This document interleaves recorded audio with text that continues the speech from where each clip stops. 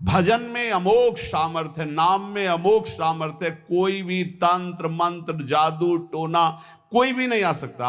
आप अकेले नहीं हैं, आपके आसपास शक्तियों की सुरक्षा है। आप क्या समझते हो, आप श्री जी के गोरे चरणारविंद की शरण में हो तो श्री जी के चरणों में सुदर्शन चक्र, श्री जी के चरणों में कौमुदी की गदा, श्री जी के चरणों में सब जो चरण चिन्ह है वो किसके लिए हैं? हमारे लिए ही तो हैं। हम भक्तों की रक्षा के लिए हुए हैं। श्री राधिका चरणारविंद की उपासना करने वाले उपासक की सुरक्षा चरण चिन्ह करते हैं।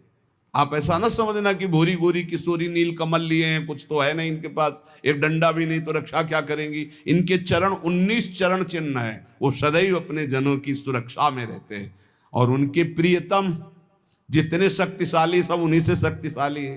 इसलिए निर्भय, निश्चिंत, निशोक। हाँ, अगर कोई प्रारब्ध भोग है तो वो अपने को भोगना है, मुस्कुराते हुए भोगना। ये नहीं मानना कि किसी ने कुछ कर दिया है, किसी की ताकत नहीं कुछ कर सके। भगवान नाम जापक का शरीर में जो दंड आता है, प्रारब्ध आता है, वो भोगना पड़ता है। हाँ, यहाँ बरगदिया बाबा थे सेनपुर के बगल में, दूधी कगार के बीच में। वो गंगा जी में सदैव खड़े होकर भजन करते थे तो कछुआ ने काटा।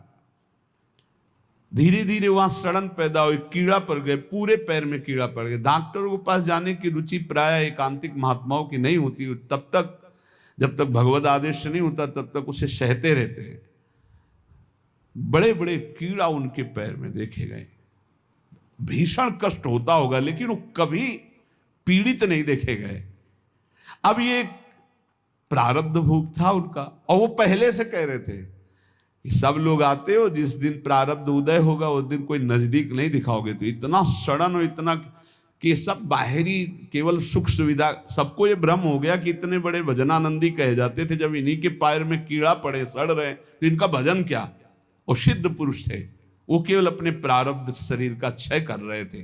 तो ये कोई ऐसा ना सोचे कि किसी के ऊपर कोई अपना प्रभाव दिखा दे। ये उन्हीं के ऊपर दिखा सकता है जो भजनहीन है, भजन नहीं हो रहा। अगर भजन करोगे तो किसी की भी ताकत नहीं है कि आपको दुख पहुंचा सके।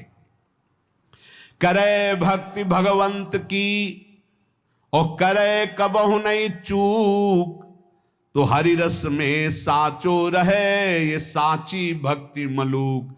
यदि सच्चे भाव से चलोगे, भगवान की भक्ति करोगे, नाम जप करोगे, तो हर समय भगवान की सुरक्षा बनी रहेगी आपके ऊपर, भागवतिक सुरक्षा बनी रहेगी। ये अनुभव होता है हर समय भगवान की सुरक्षा का। भक्त को अनुभव होता है भगवान मेरे पास है। ऐसा भगवान का भजन करो कि ओठ भी फड़कने न पावे, अंदर ही अंदर नाम चले, कोई जान न पावे तुम कितना नाम जप करते हो। अंतर्यामी भगवान का यदि चिंतन कर रहे हो तो किसी को बताने की, दिखाने की, जताने की जरूरत नहीं। और जब आप ऐसे भजन करोगे तो जहां जहां बच्चा फिरे तहां तहां फिरे जुगाए, कहे मलूक जहां संत जन तहां रमैया जाए। जैसे बछड़ा जहां जहां जाता है गाय रंभाती जाती, ऐसे जहां भक्त चरण रखता वहीं भगवान होते हैं आसपास। चिंता करने की जरूरत नहीं है। ये उनका विश्राम पद है, उनका स्वयं का विश्राम स्थान है। ये दोहा उनका।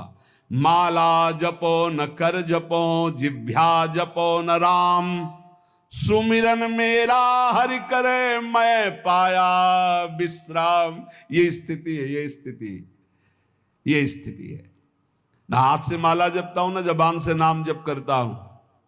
माला जपो न कर जपो, जिभ्या जपो न राम, सुमिरन मेरा हरि करे मैं पाया विश्राम। मैं खो गया हरि में, अब हरि ही स्मृति बन करके चल रहे। मैं हरि स्मृति, स्मृति के अभिमान का भी त्याग जो है वो ये स्थिति है।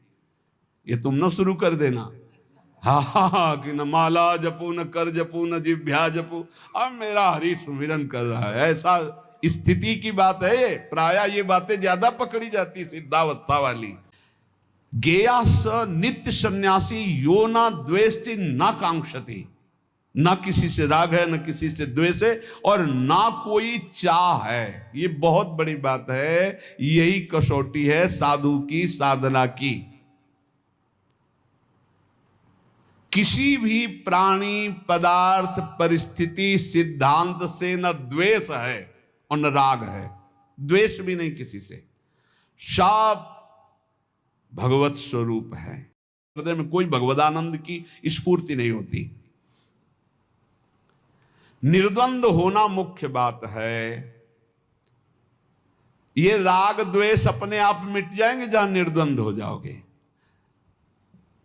विचार करना चाहिए निर्द्वंद होने के लिए कि सब अनुकूल भोगों को भोग रहे हैं, प्रतिकूलता जबरदस्ती भोगनी पड़ती है। प्रतिकूलता कोई भोगना नहीं चाहता, अनुकूल भोगों को सब भोग रहे। क्या इनको विश्राम मिल गया क्या? नहीं ना। तो एक बार हिम्मत करके हटो भोगों से। भोगने से जब तक हटोगे नहीं तब तक परमात्मानंद स्फुरित नहीं होगा। अगर निर्द्वंद हो गए तो सुखम बंधात प्रमुच्यते, सुख पूर्वक संसार बंधन से मुक्त हो जाओगे। अनुकूलता प्रतिकूलता ये आएगी प्रारब्धवशात, लेकिन भोगो मत ना अनुकूलता को ना प्रतिकूलता को, सम रहो, सम। वो स्वरूप की तरफ जब दृष्टा भाव होगा तब सम होगे। पहले अनुकूलता में गाढ़ फंसे हुए, प्रतिकूलता तो जबरदस्ती भोगनी पड़ती है। अनुकूलता का त्यागो। स्वयं आप विचार करो, नाप इंद्रियों, बहुत ध्यान देने का एक गूढ़ विषय, इसीलिए धीरे धीरे बोल रहे हैं। आप इंद्री नहीं हो जो इंद्रियां भोग मांग रही, आप मन नहीं हो जो मन भोग मांग रहा हो, आप दे रहे हो। आप बुद्धि नहीं हो जो बुद्धि निश्चय कर रही कि इन भोगों में सुख है। आप परमात्मा स्वरूप हो। यही आपका बंधन हुआ है जो आप अंतःकरण इंद्रियों में तदात्म हो गए। एक बार हिम्मत करो, इन दुष्ट इंद्रियों और दुष्ट मन की मांग के विरोध में हो जाओ। हिम्मत करो एक बार विरोध में। लेकिन गुरु के विरोध में करवा देंगे इंद्रियां, मन शास्त्र के विरुद्ध चलवा देंगे, लेकिन इनके विरुद्ध तुम हो जाओ। इतनी हिम्मत, तभी नाम से श्री हरिवंश नाम बल्ला हो। क्या हुआ? मन और इंद्रियों से ममता इतनी हो गई कि पदार्थ, व्यक्ति, क्रिया जो मन इंद्रियों को अच्छी लग रही उसी के हम अधीन हो गए। बड़ी सुंदर बात है, देख लो, अंदर की बात है।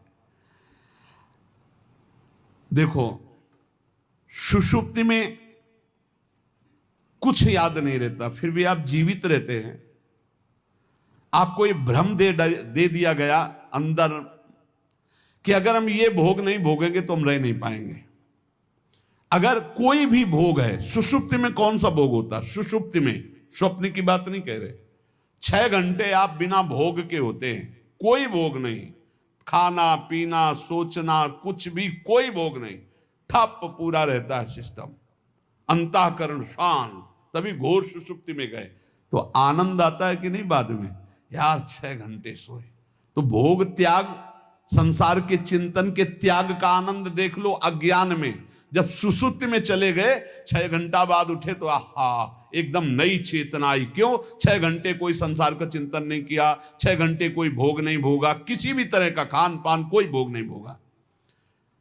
अगर वही जागृत में स्थिति हो जाए तो उसी को समाधि कहते हैं। सुषुप्ति अवस्था में जब तुम 6 घंटे संसार को भूले हुए थे तब भी तुम जीवित थे। तो जागृत अवस्था में तुमने ये क्यों मान लिया कि मैं इन भोगों के बिना जीवित नहीं रह सकता, मैं नहीं रह पाऊंगा? क्यों मान लिया?